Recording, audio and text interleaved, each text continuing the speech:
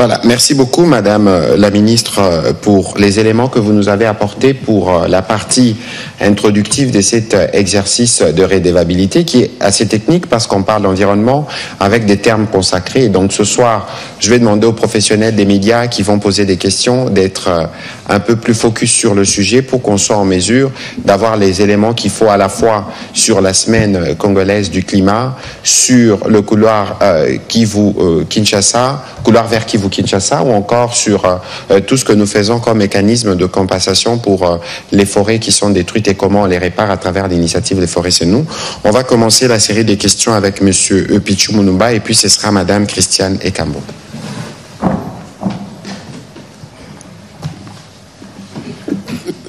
Merci, Monsieur le Ministre, pour la parole. Madame la Ministre, vous annoncez aujourd'hui un nouveau programme, La Forêt, c'est nous.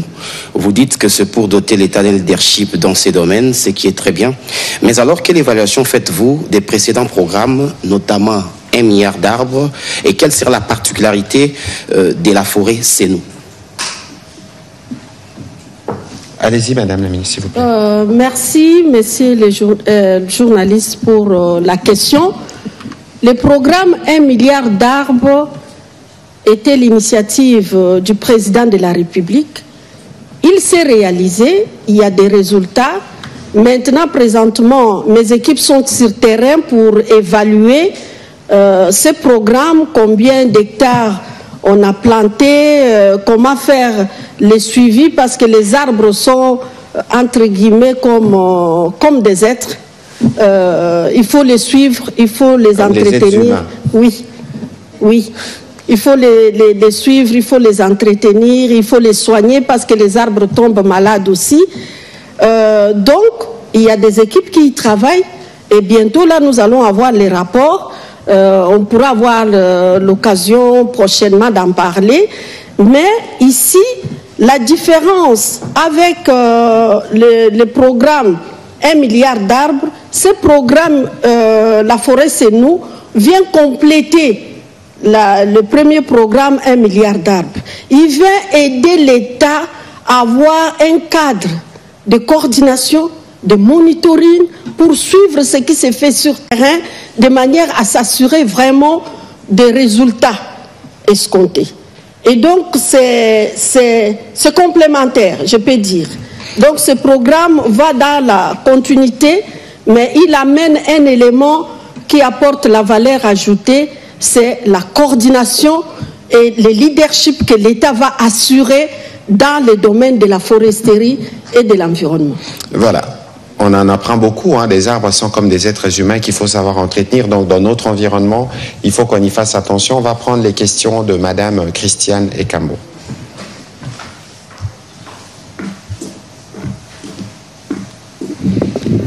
Merci, Excellence, pour m'avoir accordé la parole. Ma question s'adresse à Madame la Ministre de l'Environnement.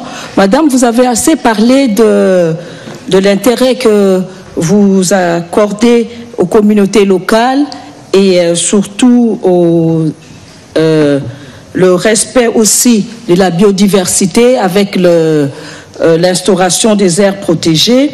Mais vous n'avez pas parlé de cette partie qui vous concerne, d'ailleurs qu'on a ajouté dans la dénomination de votre ministère, l'économie, la nouvelle économie du climat.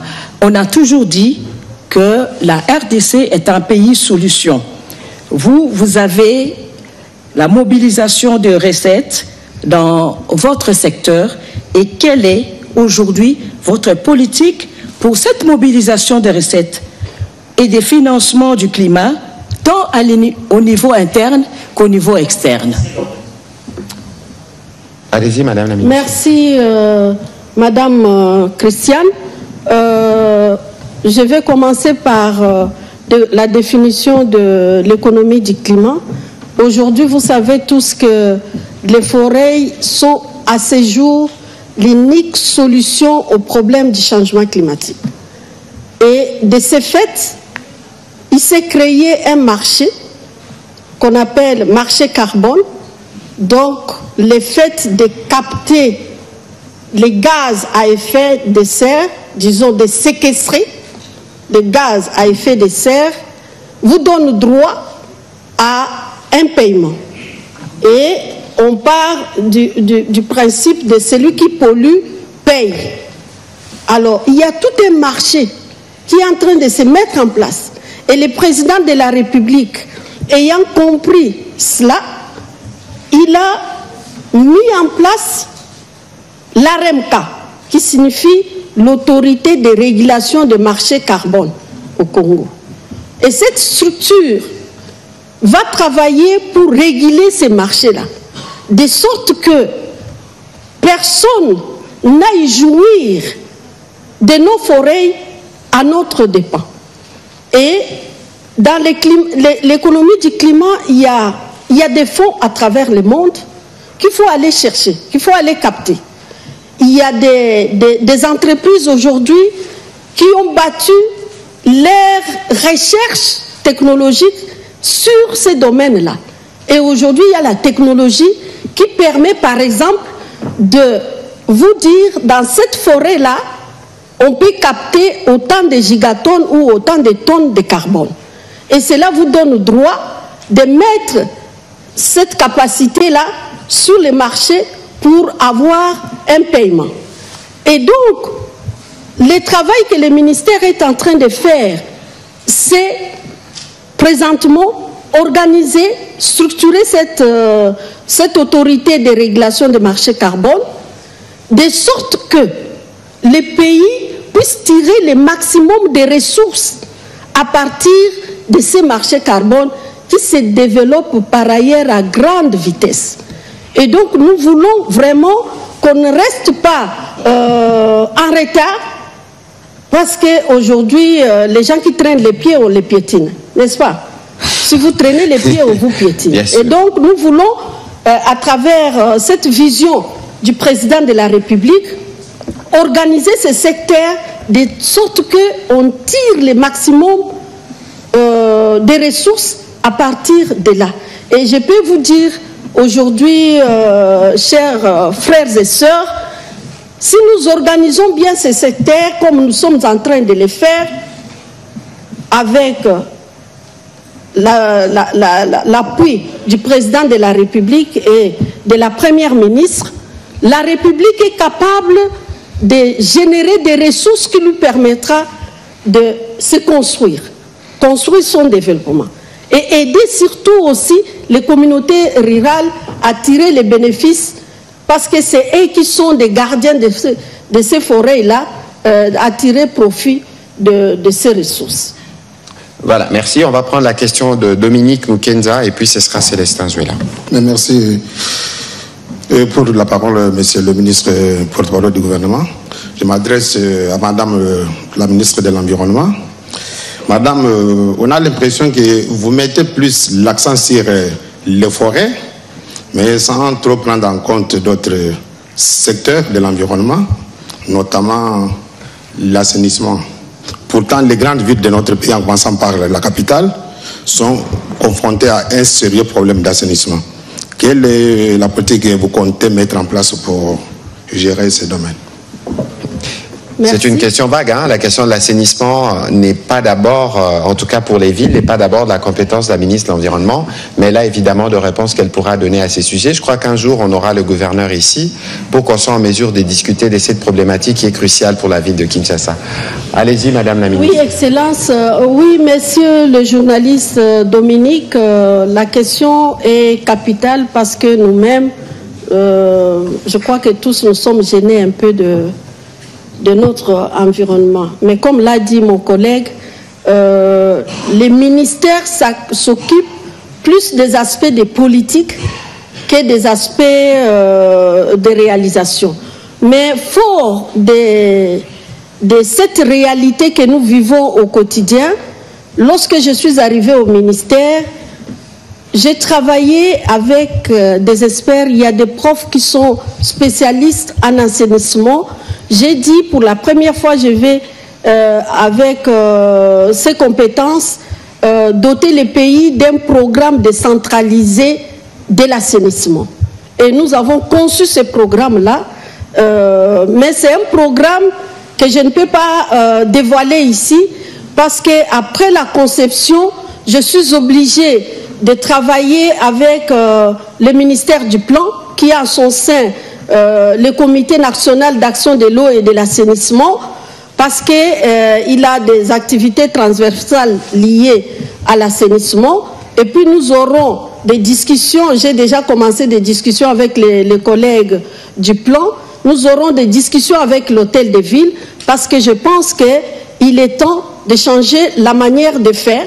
Au lieu de tout centraliser, il faut utiliser la décentralisation, c'est-à-dire les communes, les quartiers, les mettre en mouvement pour que chacun s'occupe de son espace pour l'assainir. Et les idées sont là que nous allons mettre à la disposition, de sorte que chacun joue son rôle et que nous retrouvons un milieu sain et propre. Mais je crois que c'est une très bonne stratégie. Je ne suis pas sûr que je serai peut-être associé à ces discussions directement, mais pour ce qui concerne la communication, on va s'impliquer parce que dans l'assainissement, chacun de nous a sa responsabilité. Oui. Comment vous évacuez vos déchets? Lorsque vous terminez de boire votre bouteille d'eau, où est-ce que vous la jetez? Parce que ces bouteilles sont inoxydables. Ça veut dire que les bouteilles peuvent rester 100 ans, 200 ans. Et toute la problématique qu'on a aujourd'hui, vous avez vu comment le gouvernement s'est mobilisé, notamment pour le curage de caniveaux, et c'est essentiellement les déchets plastiques. Et donc, tel que vous le dites, je pense qu'il y a une dynamique de responsabilisation qui doit partir, même pas des quartiers, mais des maisons, de la maison.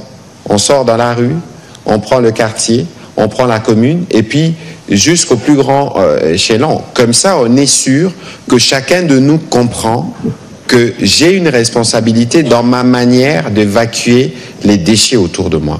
Je pense que, Madame la Ministre, c'est une très bonne initiative et vous pourrez évidemment compter sur nous et nous mobiliserons les médias quant à ceux pour être sûr que l'accompagnement nécessaire est accordé. Monsieur Célestin Zuela, allez-y pour vos questions. Merci pour la parole, Monsieur le Ministre. J'ai des questions à adresser à Madame la Ministre. La République démocratique du Congo compte environ 155 millions d'hectares de forêts, ce qui représente 10% des forêts mondiales et 77% des forêts africaines. Ce massif forestier est qualifié de deuxième poumon de la Terre. À l'approche de la COP 30, concrètement, comment votre ministère compte s'y prendre pour rentabiliser toute cette richesse à l'issue de ces assises en faveur de la population congolaise? Ça, c'est la première question. La deuxième question, la République démocratique du Congo a participé à la COP 29.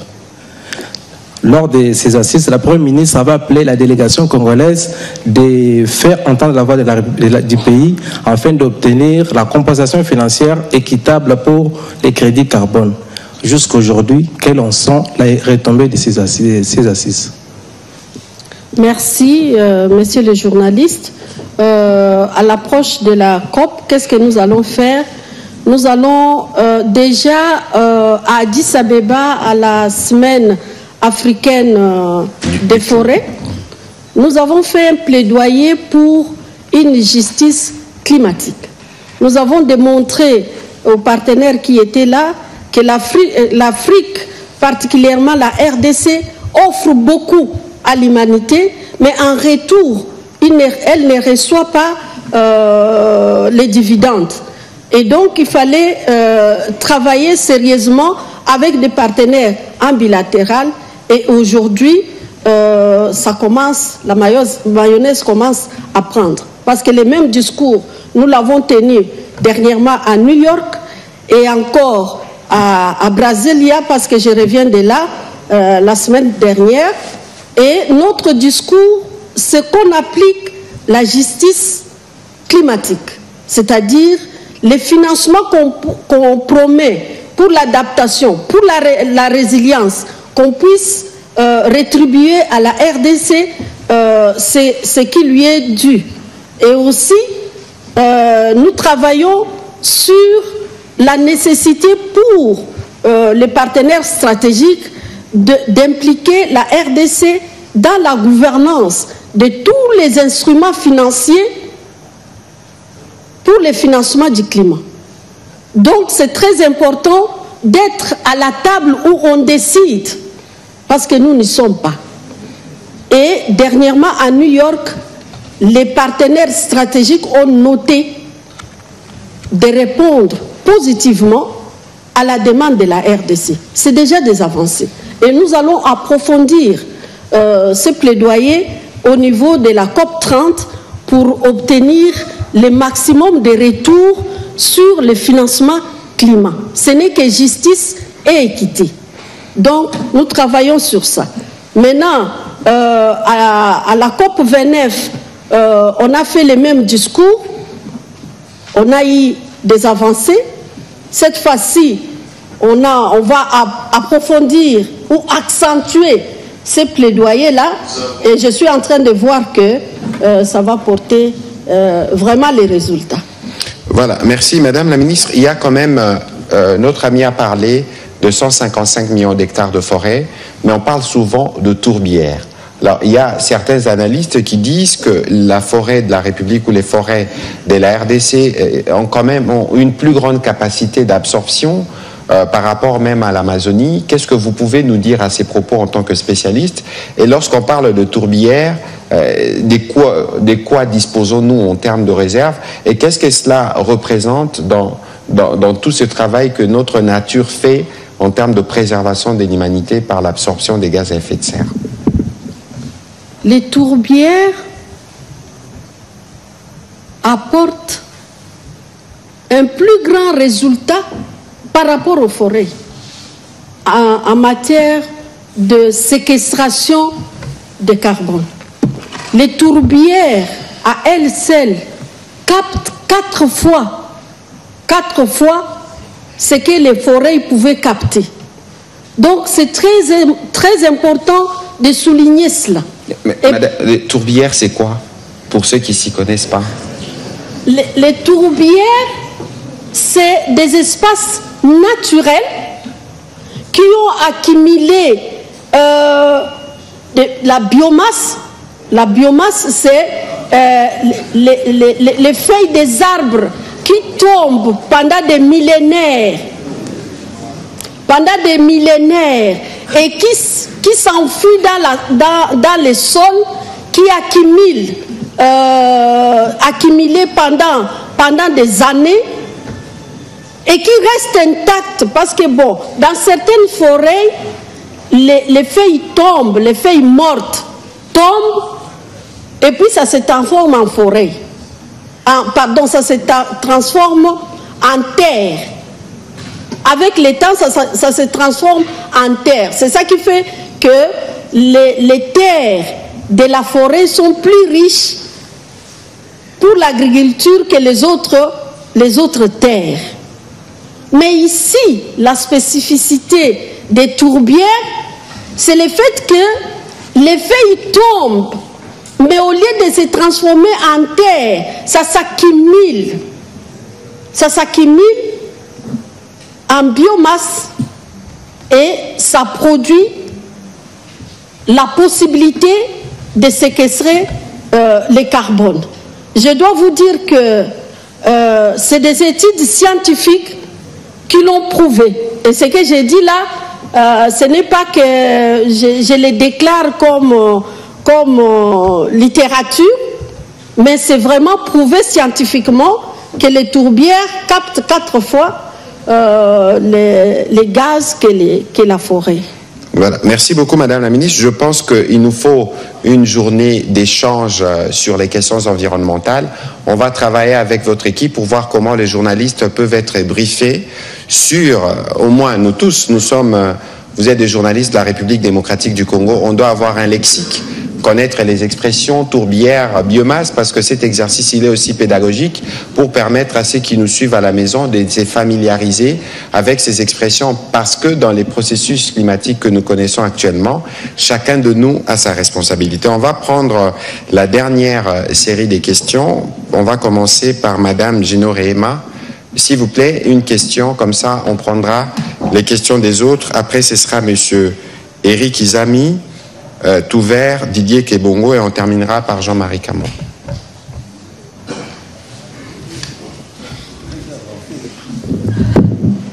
Merci beaucoup, Messieurs les ministres, pour la parole m'accordée. La question, vous avez parlé tout à l'heure de la COP 30, qui est aussi considérée la COP forestière en raison du pays qui l'organise, le Brésil.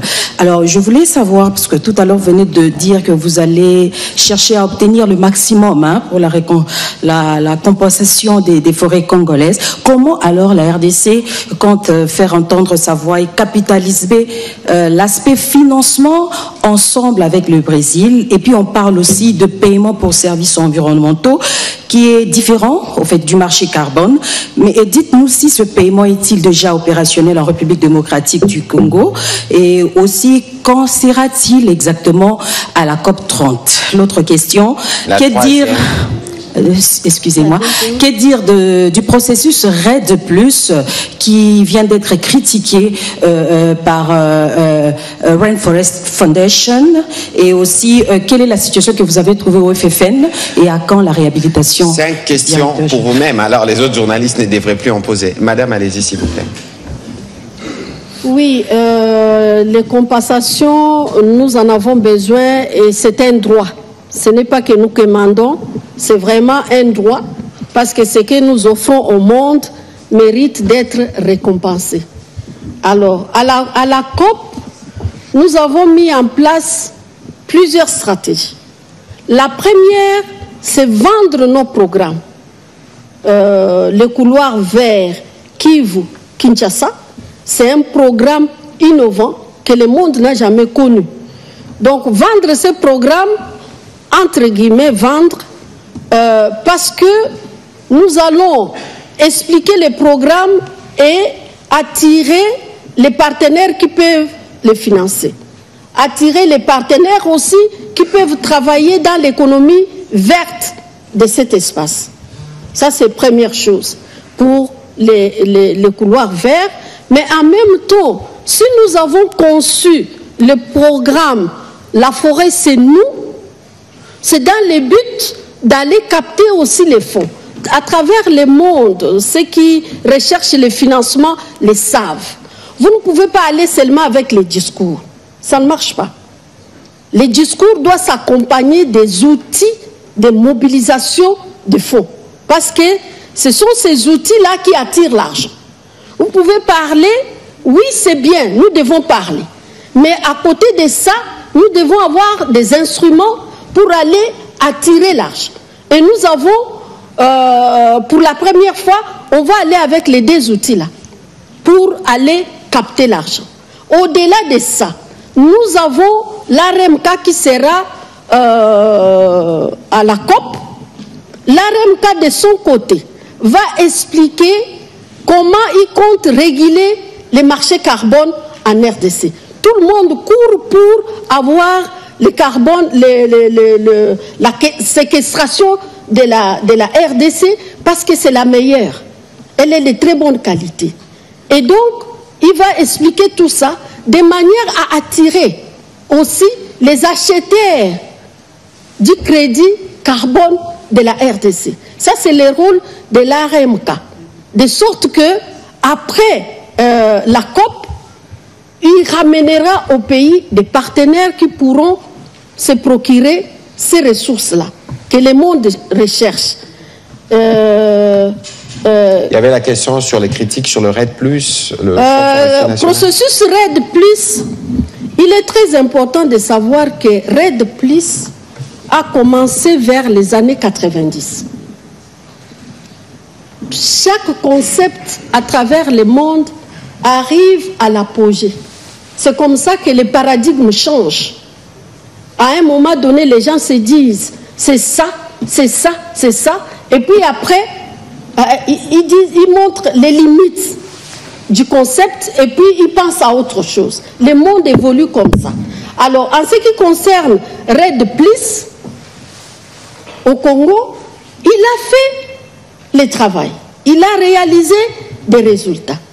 Mais en même temps, nous devons savoir qu'il y a la possibilité de l'accompagner des autres instruments pour aller capter les financements.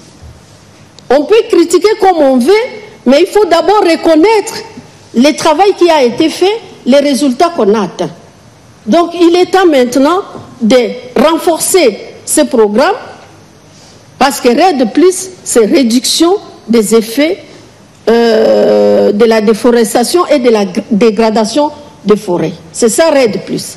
Maintenant, aujourd'hui, on est à l'ère du marché carbone. Il est très important de mettre des outils pour que nous maintenions notre place de leader, parce que les ressources forestières peuvent se terminer. Quand on n'entretient pas bien la forêt, elle se transforme en savane. On en a vu dans beaucoup de coins. L'exemple, c'est le Mayombe ici. C'était une grande forêt. Aujourd'hui, quand vous allez, on vous montre la brousse, que tout ça était la forêt. Donc, nous avons tout intérêt à travailler pour préserver d'abord cette ressource-là, entretenir cette ressource-là, de sorte que nous restions leaders, de sorte que nous et les générations futures puissent bénéficier de ces ressources. Donc, c'est quelque chose de fondamental. Et il y a un travail que nous devons faire, nous, en tant que nationaux. Il y a aussi un travail que nous devons demander aux autres qui polluent le monde de venir apporter les financements pour qu'on avance. Pour FFN, je suis arrivée il y a 2 mois. La première chose, c'était de faire l'état des lieux. J'ai fait l'état des lieux, j'ai les rapports. Ces rapports-là, je les confiés aux juristes. Parce que nous sommes dans un état de droit. Il ne faut pas que, même si hier, il s'est commis des erreurs, qu'on continue à commettre des erreurs. Donc, les juristes sont en train d'analyser les cas de ceux qui sont suspendus pour voir quelle a été leur part de responsabilité. Et à la fin, je transmettrai les rapports à la chef du gouvernement, Madame Judith Soumino Touloukou. Donc c'est à elle, à l'issue de ce processus, de prendre la décision. Je sais qu'elle aussi, à son tour, va consulter le président de la République parce que c'est lui qui signe les ordonnances. Donc c'est de cette manière-là que nous allons procéder. Merci. Voilà. Monsieur Gino Tabo. Merci. Merci, Monsieur le ministre, pour la parole. J'espère que vous n'en avez qu'une, que vous n'allez pas enchaîner. J'ai une question adressée à Madame le ministre autour du couloir vert Kivu-Kinshasa. Il s'observe un certain remous au sein de la société civile environnementale dans le cadre de la conduite de la politique de la mise en marche de ces couloirs écologiques verts. Est-ce que durant la semaine qui va s'ouvrir, vous avez le temps d'écouter toutes ces parties prenantes, parce que vous avez dit qu'elle doit impliquer toutes les différentes forces. Peut-être, Monsieur le ministre, le Virunga constitue aujourd'hui un de fer de lance dans la résolution des conflits à l'Est. Est-ce que pendant ces plaidoyers vers la COP, où le monde entier sera là, vous allez évoquer la question du Virunga qui est aujourd'hui menacé par l'envahissement? Merci. Madame la ministre. Le couloir vert et la conduite de la politique, je crois que lorsque j'ai parlé ici de la semaine, la première semaine du climat de la RDC, j'ai parlé de la participation, du dialogue, de la concertation entre les acteurs, entre les parties prenantes. Et ce forum va réunir les provinciaux, comme c'est la première semaine, on a invité tous les 26 ministres provinciaux. Nous sommes passés par le ministère, par le VPM intérieur, nous lui avons adressé l'invitation, lui nous a relayé les messages par télégramme et aujourd'hui, tous les ministres provinciaux sont saisis. Nous avons également invité la société civile. Je sais qu'elle est plurielle, mais il y a quand même des organisations qui représentent cette société civile. Il y a les organisations des femmes, les organisations des jeunes, il y a les privés qui sont très impliqués dans les domaines de l'environnement, et nous allons avoir un cadre multi-acteurs. Ça va être un cadre qui va discuter de tout. Bien sûr que l'État est court, mais en tout cas, nous allons aborder tous les sujets. Vous allez, vous les journalistes, voir l'agenda que nous avons établi. Il n'y a pas de questions taboues.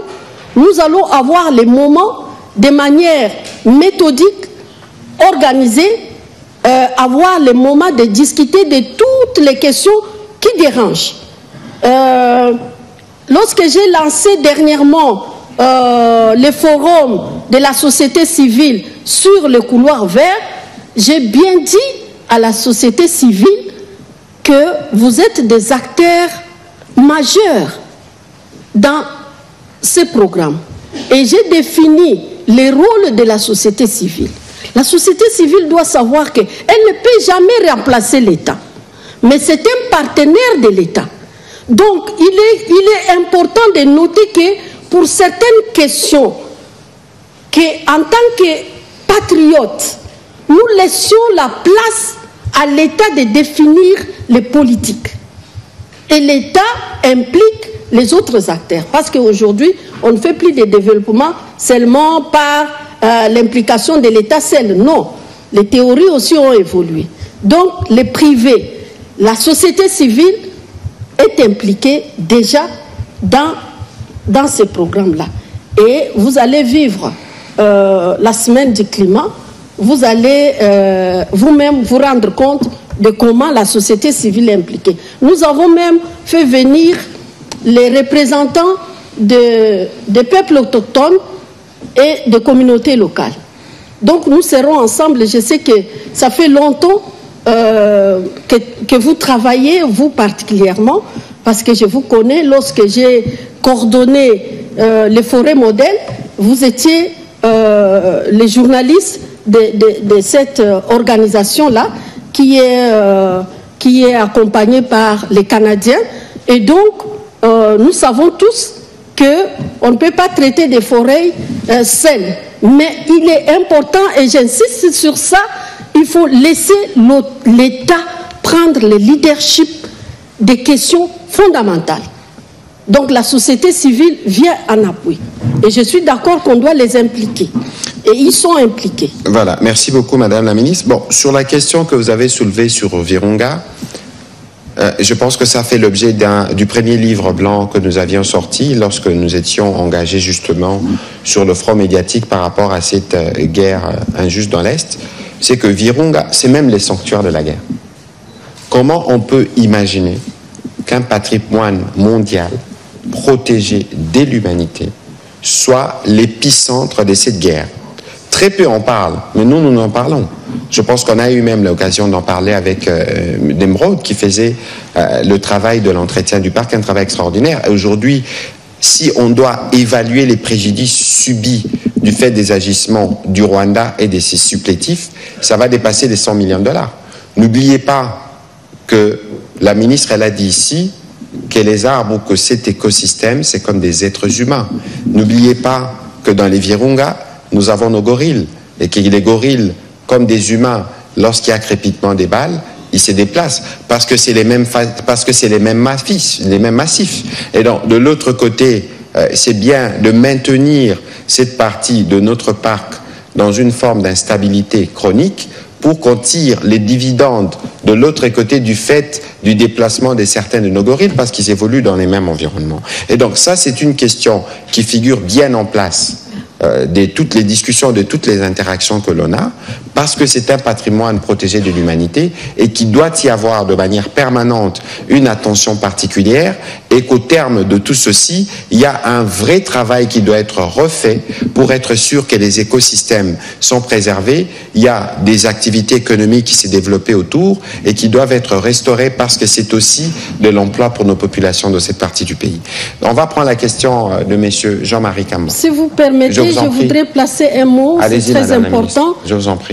Lorsque nous sommes intervenus à Addis Abeba, à New York, au Brésil, la semaine dernière, nous avons insisté sur la perte de biodiversité due au déplacement des populations et nous avons qualifié ça de génocide. Et nous avons tenu le langage clair. Il y a même des partenaires qui étaient venus nous féliciter à la fin pour dire qu'il faut arrêter l'hypocrisie. Vous voulez qu'on protège la biodiversité, mais vous laissez la RDC se battre seule dans ces conflits du siècle qui a fait des millions, des dizaines de millions de morts, et aujourd'hui, ça tue l'environnement, ça tue la biodiversité. Si réellement vous tenez à la biodiversité, parce qu'il y a toute une convention qui a été signée par toutes les nations, il est temps que vous puissiez vous impliquer pour que les déplacements des populations s'arrêtent. Et ces déplacements ne peuvent s'arrêter qu'avec l'arrêt de la guerre. Tout à fait. Voilà. Merci beaucoup, Madame la Ministre, pour ces compléments cruciaux. Monsieur Kambo, allez-y, s'il vous plaît. Merci beaucoup, Madame la Ministre. Ma question est simple. Quelle est votre politique par rapport à la gouvernance participative du secteur de l'environnement?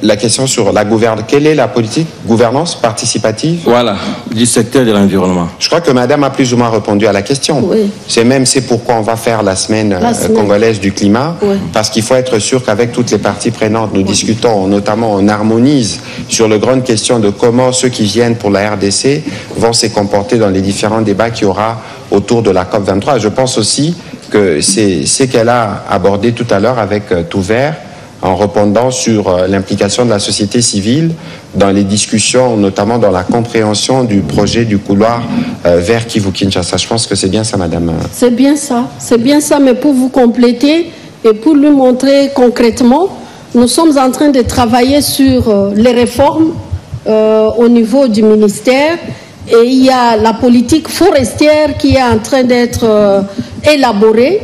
Dans les processus, tous les acteurs sont impliqués.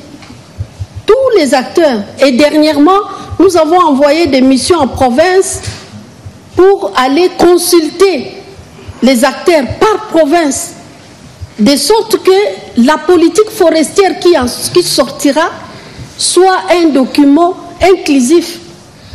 Donc nous y travaillons. C'est la même chose avec la révision du code forestier.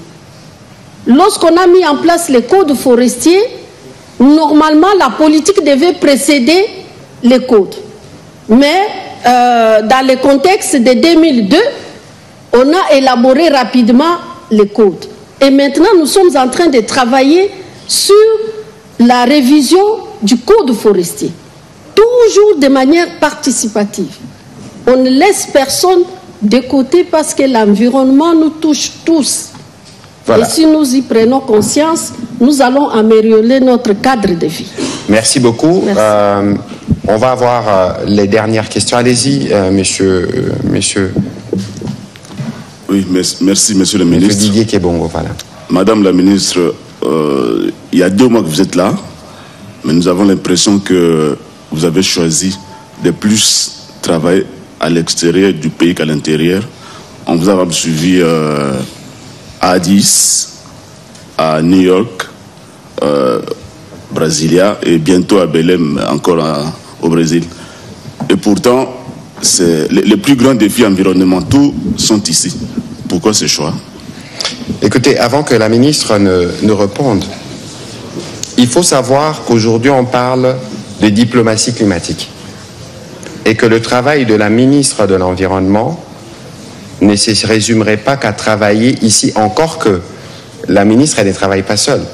Il y a plusieurs directions qui travaillent au sein du ministère et que dans la stratégie qui est la nôtre, c'est pour ça qu'on a introduit les vocables nouvelle économie du climat. C'est pour ça que je plaide pour que nous ayons tous un lexique qui nous permette de comprendre tous ces concepts. Je crois qu'il y a un volet extérieur. De l'extérieur où elle parle de choses qui sont de l'intérieur. Elle est spécialisée dans les domaines et donc il y a un mélange. Madame, peut-être que vous pouvez donner des éléments de précision pour édifier notre ami Didier Kebongo. Je voudrais dire au journaliste Didier que les questions environnementales sont des questions mondiales. Et il y a des rendez-vous qu'il faut respecter. Vous ne pouvez pas rater un rendez-vous parce que la chaise vide ne paye pas. Et donc, comme vous l'avez dit, je suis arrivée il y a des mois, mais il fallait très vite travailler sur les éléments de présentation dans ces grands forums qui étaient déjà fixés avant même que je n'arrive. Il fallait que nous rendions. Et là, d'ailleurs, après la semaine du climat, nous irons à Belém, au Brésil, pour la COP elle-même. Et donc, au retour, lorsque nous allons rentrer, le fait que nous avons élaboré un programme, ce programme-là ne va pas s'appliquer à l'extérieur de la RDC. C'est déjà un grand travail que nous avons fait. Le fait que le président a initié le programme Couloir Vert Kivu-Kinshasa, c'est déjà une façon de se dire, ici en interne, qu'est-ce que nous faisons pour être efficaces à l'extérieur? Si nous ne travaillons pas à l'intérieur, à l'extérieur, nous ne serons pas efficaces. Les gens nous redoutent aujourd'hui parce que nous avons ces ressources-là. Les jours que nous allons les perdre, mais c'est pourquoi nous travaillons sérieusement sur ça. Au retour, nous allons effectuer des missions pour aller voir comment, avec les ingénieurs forestiers, nous allons régler chacune des questions tour à tour. Voilà, merci beaucoup Madame la Ministre. Alors, dernière question, Monsieur Eric Izami. Merci de la parole, Monsieur le Ministre. Je commence par vous poser à vous, porte-parole du gouvernement, des questions. Aujourd'hui, les responsables du M23 ont animé un point de presse dans lequel ils ont affirmé que Kinshasa, nous, République démocratique du Congo, nous avions volé les accords de Doha. Qu'est-ce que vous dites, vous, Kinshasa? Deuxièmement, il est projeté demain une marche ici à Kinshasa comme pour dénoncer la balkanisation de la République démocratique du Congo et plus tard, le 1er novembre, sur Bruxelles, en Belgique, pour la même cause. Comment est-ce que vous, gouvernement de la République démocratique du Congo, comptez-vous vous y prendre pour aider nos frères et sœurs qui vont participer à ces différentes manifestations? Ouais, d'abord, je crois que... S'il vous plaît, je n'ai pas encore terminé. Excusez-moi, Monsieur le Ministre. Allez-y. Nous avions tous Ce sera la troisième question. Oui, oui. Nous avions tous vu comment est-ce qu'il y a eu l'embellie de francs congolais Mwanampo par rapport à celui qu'on a appelé autrefois le roi dollar. Mais comment est-ce que vous, le gouvernement, vous comptez préserver le pouvoir d'achat des Congolais? Alors, pour rentrer dans le rayon, Madame la Ministre, je crois que... S'il vous plaît, je termine par là. Non, vous avez terminé, s'il vous plaît. Je crois que vous avez terminé, Monsieur Izami, s'il vous plaît. Je crois qu'il y a un besoin pour nous tous de lire et de relire les documents que nous avons eu l'occasion de présenter ici. Nous avons présenté à la fois l'accord de Washington, nous avons aussi présenté le texte de l'accord de principe de Doha du 19 juillet. Et je pense que vous avez suivi les progrès qui ont été faits spécifiquement à Doha, où on a parlé récemment de l'accord qui a été trouvé sur le mécanisme de cessez-le-feu et les mécanismes qui permettent, avec le CICR, le change qui règle la question de prisonniers conformément aux lois congolaises. Et dans la médiation, il est justement prévu de mécanismes où on rapporte si des incidents ont lieu. Je pense qu'en tant que porte-parole du gouvernement, on ne peut pas répondre à ces genres d'élucubrations qui n'ont, de notre point de vue, l'objectif que de désorienter l'opinion. Il y a une médiation, il y a des règles qui sont fixées par la médiation, tout le monde est censé s'y tenir. De toute façon, nous savons qui viole les cessez-le-feu, nous savons qui tue à Goma, qui tue à Bukavu, nous savons qui a massacré à Rutshuru, nous savons qui brime les médias, nous avons toute une liste de ceux qui sont responsables de toute cette situation. Donc, il vaut mieux de nous focaliser sur l'essentiel. Et sur l'essentiel, je crois que vous avez peut-être suivi, hier, il y a eu la 3e réunion du mécanisme conjoint de sécurité qui devait faire le point, notamment sur les premières actions de l'ordre opérationnel qui avait été convenu aux réunions qui se sont tenues du 17 au 18 septembre dernier à Washington. Je parle ici du mécanisme conjoint référez-vous à l'accord et dont les résultats ont été approuvés par les comités conjoints de surveillance où nous siégeons évidemment avec les Américains et les Qataris. Donc si vous regardez de ces points de vue, il y a des avancées. Sur Doha, nous attendons la conclusion parce qu'on a eu l'étape des prisonniers, je l'ai rappelé ici, on a eu l'étape du cessez-le-feu et maintenant nous travaillons à l'essentiel. Je crois que dans les jours qui viennent, vous aurez des informations plus précises. Pour le reste, il ne faut pas vous fier aux élucubrations que vous entendez et que vous entendrez toujours.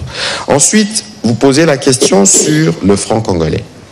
Alors, d'abord ici, je voudrais, avant que je ne m'étende, demander à l'équipe technique s'ils peuvent nous diffuser les comptes rendus qui a été fait hier par le vice-premier ministre, ministre de l'économie, au terme d'une réunion de conjoncture économique spéciale tenue autour du président de la République.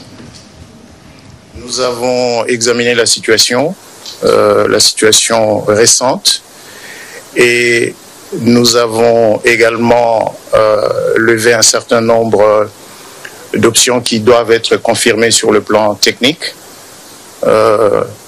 dans une réunion qui va se tenir vendredi, de manière à ce que les baisses de prix que l'on observe sur les marchés et qui sont effectives soient proportionnelles à l'appréciation du franc congolais, pour que les Congolais sentent qu'il y a une réelle amélioration de leur pouvoir d'achat.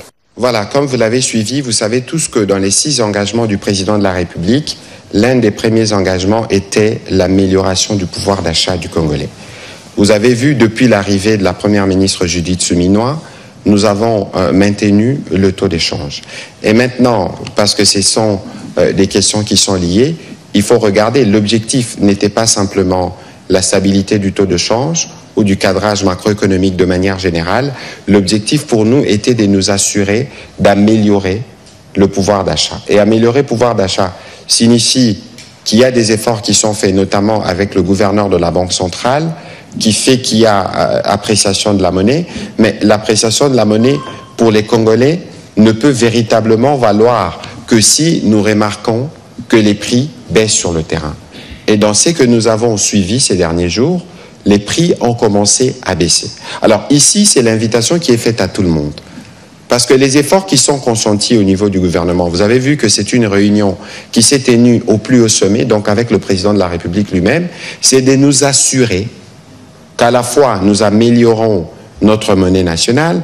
N'oubliez pas qu'il y a un objectif de dédollarisation, mais qui ne sera pas, c'est un objectif qu'on n'atteindra pas en un mois, c'est un processus. Il faut que les Congolais fassent davantage confiance en leur monnaie, mais il faut surtout que ceux qui vendent les produits au quotidien pratiquent les prix justes. En tout cas, il y a au niveau du gouvernement, j'étais en séance de travail aujourd'hui avec le ministre, le VPM ministre de l'économie, pour voir dans quelle mesure on va s'assurer que de notre part, que toutes les bonnes informations sont données, notamment autour du taux d'échange, mais aussi autour de l'évolution de prix. C'est ici l'occasion de vous inviter, vous les médias, parce que ce que nous disons ici concerne chacun des Congolais où il se trouve.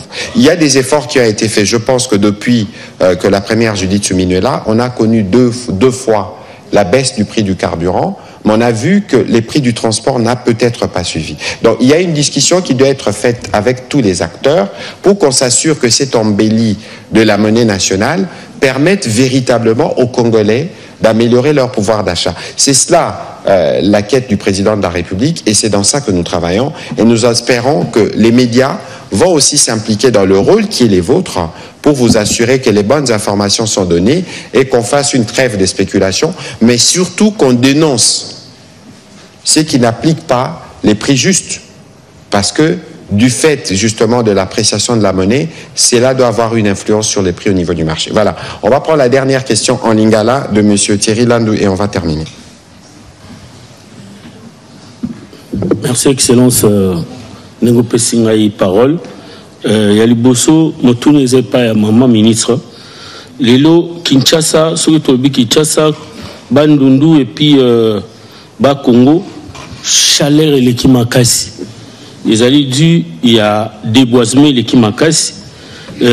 tomituni ndenge bandeko bakokataka banzete kosalaka makala bazwaka ndingise epai na bino to basalaka yango personnellement impact nango lelo chaleur eza na ville ya Kinshasa na bandundu na bakongo ya kosakana te politique na yo eza nini pour que kosilisa eloko wana ya mibale question pa ya excellence ministre de la communication likambo ya dollar likambo pouvoir d'achat oti koloba yango na lopoto réunion ezalaki lobi na mokonzi mais eloko nini to remarqué mutu na mutu aza kotia dollar na prix na ye koto na to na ye pito koto 22 500 22 75 23 au côté supermarché pour na ba changer yo il faut somba biloko ebele oye depuis 48 heures ba station bazoteka difficilement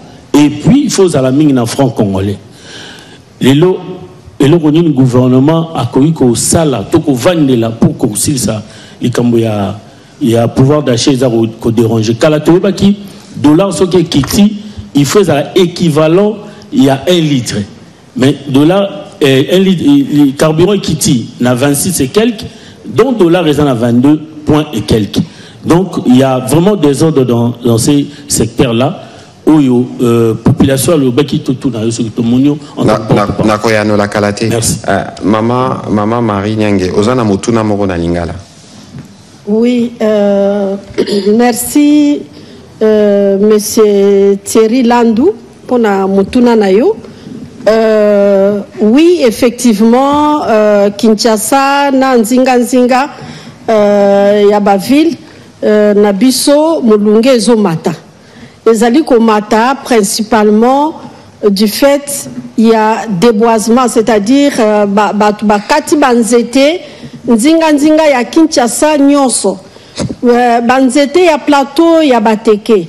Banzete ya Kasangulu ok même timba mbanzangungu kuna ezaki ko aider na ko réguler ko kitisa mulunge ezaki peut ko permettre que mbula no kaka parce que mbula ezalaka pe lié na présence ya banzete alors esali que lokola toza mboka ezana na mwa kokoso na makambo etali énergie courant oyo ezali ya SNEL ezali muke par rapport na ba besoin na biso ezo sala ke poto compléter ba besoin na biso na makambo etali énergie tozali obligé ya kokata banzete pona kosala makala pona kosala koni yango pe ezali kosala ke bambula ebele ba décennie ebele batu batikaki batu bakata banzete sans kolona avantage ya nzete ezali ke soki ozali kokata en même temps oza kolona nzambe esila te mais biso tozokata tozolona te nzambe esili baconséquence nango mulunge oyo tozali nango kosangisa pe na déjà changement climatique oyo ezali kofrape mokili mobimba donc solution nango ezali mokonzi ya mboka alobi azali ko travailler sur Inga 3 Inga 3 ezali projet ya munene oyo mokonzi ya mboka azali ko travailler pour soki tozwi Inga 3 na bandaku na biso tokozongisa ba réchaud na place ya bambabula donc toko épargner zamba mais à court terme à court et moyen terme donc na mikolo ezali koya na o ezali koya kuna ministère d'abiso na cadre ya programme il y a la forêt c'est nous à prévoir reboisement tout autour ya Kinshasa kozongisa zamba tout autour ya Kinshasa pe na ba bisika o lobi bandundu Congo central toko sala musala na bilenge oyo bayekola classe ya nzete donc bayekola ndenge nini kolona nzete ndenge nini kobokola yango ti yekola ndenge nini soigner yango soki ebeli donc ba jeune wana on a lobi 900 wana na cadre pe ya programme o président alobaki ya ko créer ba emploi vert et ko salama déjà na cadre ya ko zongisa zamba tout autour ya Kinshasa pe tout autour ya ba grande ville bisika nyonso ba mboka totambolaka okomona ta eza mwa mboka moke batongi bandaku na ndenge ake bazamba ezala entre ba quartier pour permettre ville et paiement ville et paiement à travers banzete donc tozali na programme wana toko sala donc d'une part kolona banzete d'autre part président azali na programme oya munene oya ke soki inga 3 et bandi musala nango en tout cas na ville ya Kinshasa bato bakobosa na mbabula et bazamba na biso ekozala épargné. Voilà, na motuna oyotuni moko na moko aza na responsabilité na ye. L'air omoni ke bazo kata nzete bo kipe koyokana. Sur omoni mutazo kata nzete bo lukipe beaucoup na. Nde bongo to robate là parce que maram to bandai ko loba izape kaneti makambo assainissement ko bate l'environnement ko bate la nature na biso. Alors na motuna oyotuni ozongeli motuna franc congolais. Est-ce que kozala na franc congolais na RDC Zamabe? Parce que moni biso awa to mesani mingi na dollar. Mais l'air mokonzambo ka to bandolo ba makambo de dollarisation la kisi nini. Ata to ki kozala na dollar monga ba paya comme unité de référence. Mais mbongo il faut tozala na yango da ba poche na biso na esengo ya ko sale lango l'air tozo kende bazando ba wenze. Et ça franc congolais. Tozo lo ba biso nyonso toza ba patriote. Donc lelo mbongo na biso komi kozongela motuya. Nazomona batu mususu bazo silika. Ah ndenge nini komi boy, ndenge nini komi boy. Mais biso yango bomoni ke président de la République yemoko alobaka ngo déjà depuis 2023 leur campagne ezo sala malobaka toko sala toko améliorer na lopoto to loaka pouvoir d'achat et la kisinini libenga congolais ala na makoki na mukia azozwa aza na makoki ya kosomba lipa ya kolia na midi ya kolia pe na pokwa yango musala wane bandi ezo sala ma en coordination Bozui Banque Centrale, Bozui Ministère à Budget, Finance, Économie, pour économie de la Kabapri, Bazo Sangana, pour bata, Basangisamaye, les bata la nengenini, pour maîtriser situation. Mais au moni, entre ba mesure et zoami, na application nango, ba spéculateur ba kota kanakati. Nde ba kota, ah, ngaito nangeza 18, ngato nangeza 19, kasi, mi colonion sont, Banque centrale a communiqué à Kato. Yango bino ba pandisango nyoso tozana bino na briefing à partir ya lobby na tongo. On va s'assurer que communication sur les taux ya banque centrale bino pebo zalaka na esengo ya ko partager yango. Au moins congolais nyoso akoye bato ya lelo yango yo. Mutumora sa anga yamado nga tonton Thierry to na nga yango yo. Non, il ne faut pas ça la manière on a tout l'andato officiel. Wana liboso. Yami balé. Makambotali ba prix sur le marché. Dollar ekiti ba prix faut ekita. Mais batumusu soupe. L'air harmonique et dollar et mati ekiti. Ola kitsa ba prix à combien talana? Ah, est-ce que kuna ekiti si? Kuna ekiti cité spéculation. Est-ce que okoki koza la patriote? Oboya que Congolais a profité na ambeli de balobarana lopoto monnaie nationale et kominango. Yango to solo la ki lelo la ministre économie na Bolandia réunion basaki lobina président de la République pour na kota la bino pe ba pandisango musala na bino ngwa bo kende na ba marché ko constater au détaillant prix à détaillant zani prix à grossiste zani prix à importateur zani pour na kota la soki incidence, il y a amélioration franc congolais, kouti na ba prix na bango. Oh, ba prix na bango, eza ba prix juste, te boki pe ko dénoncer bango. Comme ça, progressivement, biso nyonso, toujours contribuer pour na ko améliorer quotidien na biso na ba effort au gouvernement zo sala. Bobo sanate que makamotali politique monétaire ezara makambu ya banque centrale, mais makamotali politique économique budgétaire ezaka gouvernement. Yango ba interaction anezo sala ma mikolo nyonso Mokonzamboka yé moko alandela kiango lobby et donc il faut rotala ba mesure ndenge zoami progressivement torokoma na stabilité to kozala stabiliser na point moko aller toro s'assurer que ba prix nyonso kiti. Alors na makambo etali carburant parce que phénomène ou batu ba observa ki lobby batu batala kiango malamu te. Ministre Akasia lobby na kanisa ke botala ki communiquer moko lekaki na télévision nationale.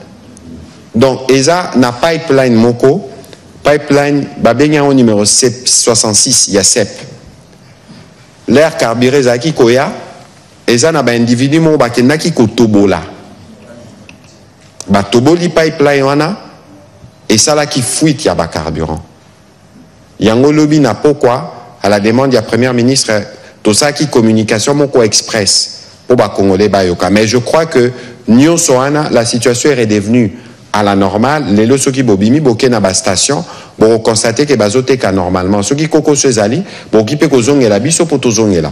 Awa naza ko attirer attention à batu nyonso. Na makambo etali franc congolais o eza patrimoine ya biso. Congolais nyonso il faut sepela. Ndenge ba effort ya gouvernement zo sala ke to ekomi kokita. Congolais nyonso pe faut comprendre aza moteki. Soki to ekiti, yo pe kiti sa ya yo. Biso gouvernement toko s'assurer que ba mesure parce que ça tozana on a processus sur commun na suka penzate l'air ekoko na suka nde marché ko atteindre équilibre nango kasi bino ba pandisango bokende pe na ba terrain bo sala pe o ya bino par toko zonga toko kutana toko bengisa ministre à économie akoya pe awa toko sala briefing mona epona makambo etali kaka batalo ya biloko na ba marché toko tala ndenge nini to progresser. Je pense que on a été assez clair sur les sujets. Moussa Leza ko continuer président de la République Emorazo Landela mais congolais c'est là ceux qui francs congolais et gagner valeur. Voilà. Madame la ministre, c'était un peu long mais c'était important. On parlait de l'environnement qui est un sujet important dans les cas de ces pays solutions. Quels peuvent être vos petits mots pour terminer l'exercice de redevabilité de ce soir? Ici, je voudrais dire un grand merci au président de la République, Félix Antoine Tshisekedi Tshilombo, et à la première ministre Judith Souminois qui travaille nuit et jour pour assurer la sécurité du pays sans laquelle nous ne serions pas ici. J'ai dit un grand merci à vous pour avoir accepté de m'accorder cet espace pour échanger avec les journalistes.